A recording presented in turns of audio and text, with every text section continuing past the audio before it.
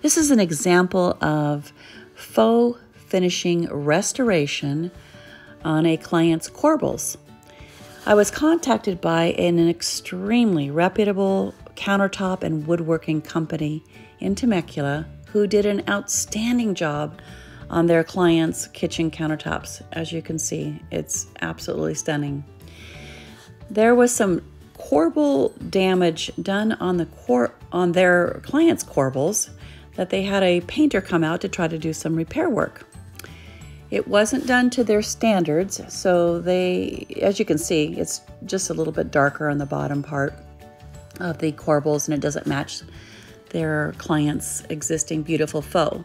So they contacted me, and I towed the trailer out there with all my supplies and the glazings, protected the flooring, protected their countertop, and taped the area, and did a sample board for them to make sure that the matching job of my glazing matched their beautiful faux finishing that they had done by another artist years before.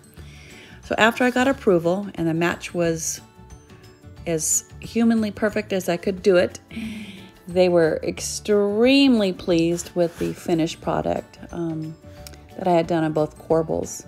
And then I thoroughly cleaned up everything and left it in better condition than I found it, and my clients were extremely pleased with the results.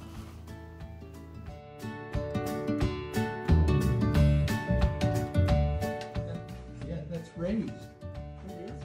How do you do that? You do that? Yes, sir. No, you don't make with the...